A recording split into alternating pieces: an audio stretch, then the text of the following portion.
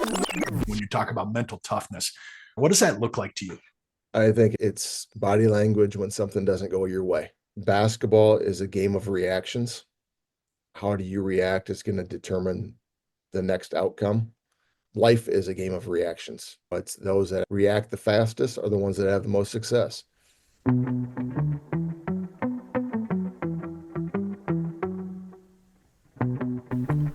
Welcome to this week's episode of Significant Recruiting. I'm your host, Matt Rogers. And if you're a high school athlete or a parent trying to figure out how to stand out in the recruiting process, today's guest brings a ton of experience and knowledge and real world wisdom. I'm joined by Coach Jeff Gard, head men's basketball coach at the University of Wisconsin-Platteville, a proven leader in one of the most competitive D3 conferences in the country. In this episode, Coach Gard breaks down what college coaches are really looking for, not just talent, but effort, attitude, resilience, and a willingness to grow. He shares how he evaluates recruits, what makes a player stick in a program, and the one trait he wishes more high school athletes would develop before even stepping on a college campus. Whether you're navigating early recruiting conversations, looking to build a smarter school list, or trying to understand where you truly fit, this conversation is packed with takeaways that can change your approach. Before we dive in, don't forget to visit CoachMattRogers.com, where you can pick up my books, Significant Recruiting and the Recruits Journals, or enroll in our Significant Recruiting Launchpad, the online class that helps families take control of the recruiting process. Now, let's get into it. Here's part 2 of my conversation with Coach Jeff Gard. Coach, there's nobody better at recruiting than you and your staff at the D3 level. And I would throw that in at any level, just how you go about your business and how you make your recruits really think about what they want that next level to be like for them. You don't make it where it's a red carpet. Hey, we want you to come in. Yeah, we want you to come in, but you're expressing that reality. What does a Platteville guy look like to you? We look for the young man that just has that toughness about him. We also look for an individual that's unselfish. And I think that's the one thing is that we're in a world right now where it's about me. And it's trying to find that individual that is going to buy in and knowing that what can Platteville do for you? How can we help you grow? We're bringing you here because we see how you fit within our system, but it's also this we can bring you in here to help you expand your horizons, make you better in the 4 years. After you leave here, it's going to set you up for the next 40 of your life as well. But I think that's the big thing is that we just look for the individual one that's got that toughness about him. And toughness is not the physical, it's the mental and really being comfortable, being uncomfortable. I think that's sometimes when you take a kid out of a bigger city and you bring them to Southwest Wisconsin, the biggest challenge is the drive from Chicago to Platteville per se, Yeah. where you're driving through. Once we get you here, all right, now you see everything that this athletic department and this university offers. And that's the wow factor. And then you throw obviously on top of it, the tradition and the success of the program and the different things that we can do within it. That's the big selling point as well. But yeah, at the end of the day, it's really finding that the kid that's got that toughness about him, that grit about him, that also wants to be challenged. And I think that's part of that toughness is that I want to be challenged. Yeah. I'll go somewhere where you're uncomfortable because that's the only way you're going to get comfortable. You're going to get better is if you go somewhere where everything's just like it is back home, or I'm going to come here and this is going to be easy. We're going to challenge you. And I think when we talk to great players, we're at a level now where obviously we're competing for student athletes that are at the Division II level or a low Division I level. They got offers. And I tell them, I said, if you want to be the best, you got to go where the best are at.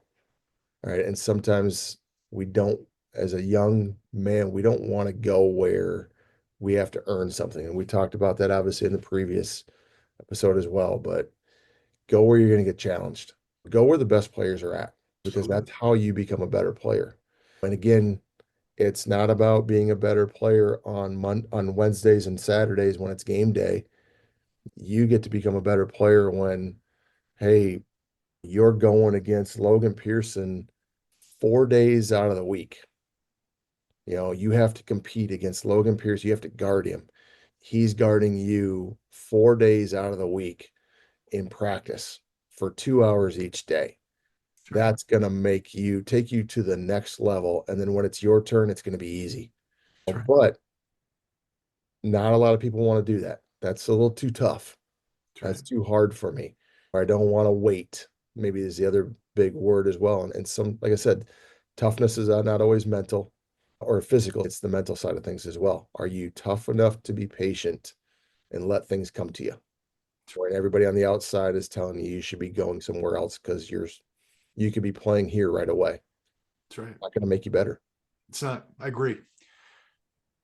When you're on a court watching games, watching a travel ball, high school games, what does resilience look like to you? Because for me, that's what I'm hearing when you talk about mental toughness. What pops for you to see, man, that kid's got that resilience. He's got that determination. He can overcome a failure, overcome something that didn't work out in his favor. What does that look like to you? I think it's body language when something doesn't go your way. And I think that's the easiest way. I said basketball is a game of reactions. How do you react is going to determine the next outcome.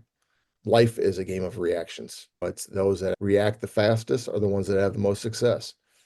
And I see it. We had it in one of our guys this year in one of the conference game that we lost. He couldn't hit the broadside of a barn, and he's one of our better shooters. And I remember showing him film the next day, and I'm like, look at your body language. I'm not even worried about whether the shot's going in or not. Look at your body language when that ball leaves your hand and you're hanging your head or you're letting an explosive fly as well. It's in your head now. You got to be able to bounce out of it. I think some of the best drills that we have a shooting drill that we do where you shoot until you've missed two shots in a row and then it rotate. You could Yeah. stay in the drill and keep on going. You can finish the entire drill. It's a three-man drill. You could do all the shooting because as long as you don't miss two shots in a row, part of missing two shots in a row is how do you respond when you miss a shot? Do you hang your head or do you say, boom, next? And again, it's a game of reactions and how well do you react positively or negatively. I could go back COVID year, one of our big guys, Justin Stovall, was in a pick and roll on offense, and our point guard gave him a beautiful pick and roll bounce pass, and Justin just went up. And there's nobody in the gym, mind you, it's COVID year, but this is in a game. And he goes up and literally just tomahawk posterized a guy. It got to be like a highlight reel, and they were pushing it to ESPN as well. And that's great. And he's all excited and he's running down the floor. And what happens? Boom, down the ball goes, layup on the other floor. Yeah. So, what do you think happens the next day, Matt, in practice? And we're going into film session. I said, hey, great dunk, Justin. But now look at you just gave up a layup. So, it's a game of reactions. That's right. And I remember Coach Pettigrew, act like you've been there before. Act like you've been there before, whether it's something great happens or something negative happens. How do you respond to it? How do you bounce back?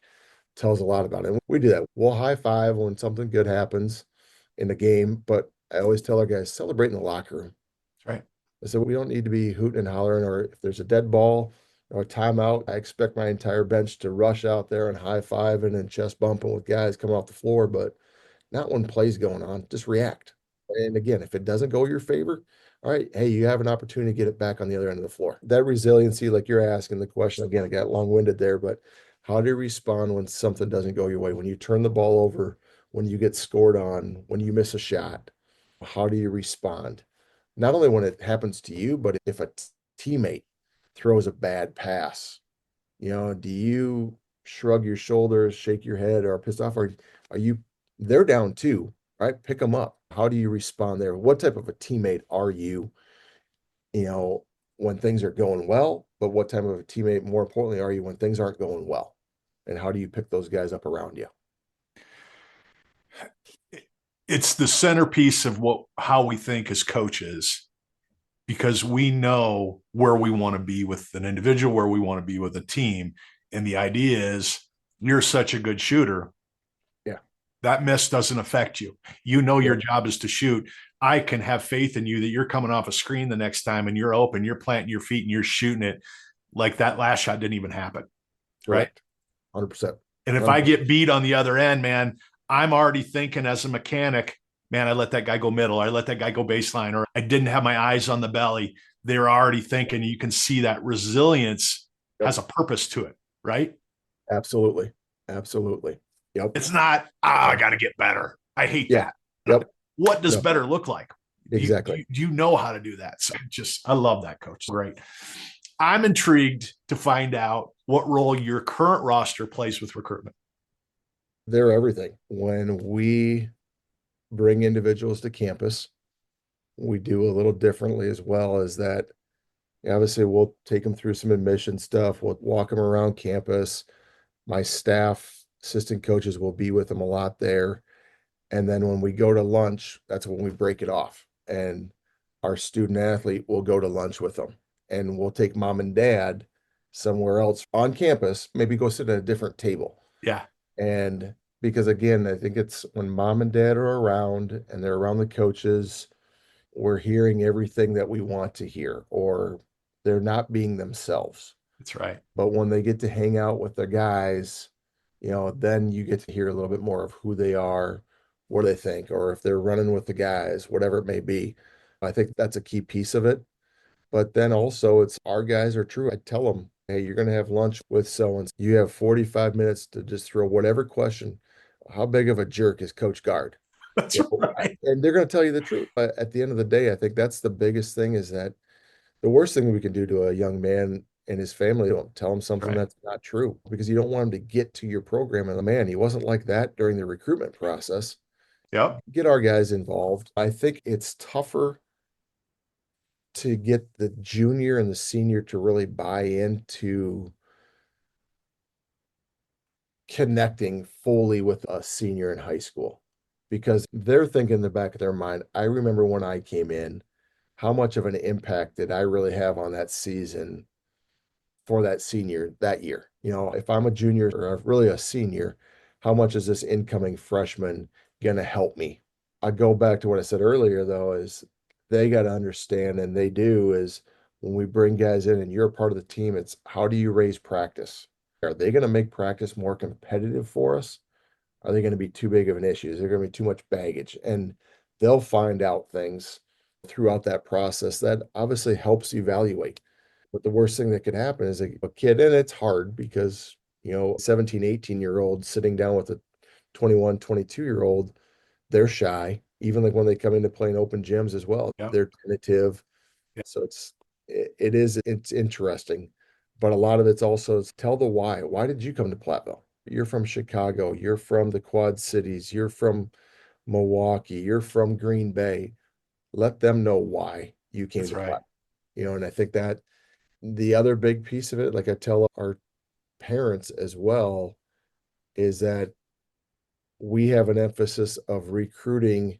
Obviously, we're looking at talent, but we will never let character overrule because a kid's a phenomenal athlete, but he's got poor character.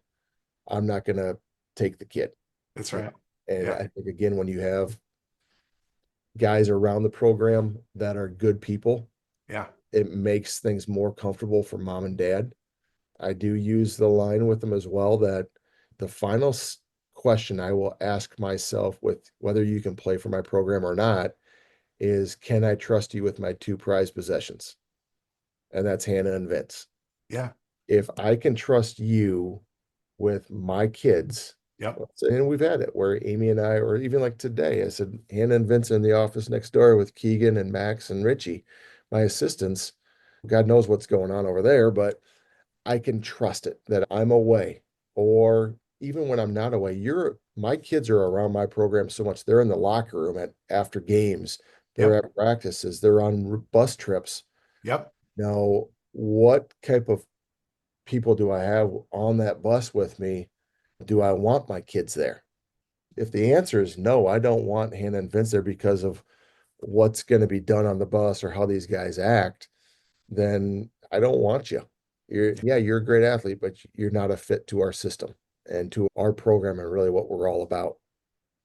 They make it easy sometimes, don't they? Oh, they do. They Yeah. absolutely do. I said sometimes the choices we make in life, we don't realize how it's going to impact us down the road. All right, coach, I'm going to give you two more hypotheticals here. You got a 17-year-old, 16-year-old out there, really talented kid. He'd love to play at the WAC, love to play for you. How do they get your attention? How do you want them to contact you and your team about playing for you? What's the best way to Uh, do that? the emails that come through we get so many of them that get watered down. You get a lot of the generic stuff.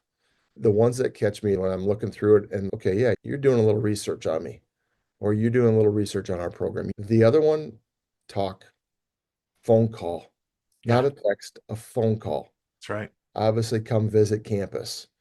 And also, we have advanced camps. We have things going on here as well. But I will also tell them, I said, be ready to be told the truth.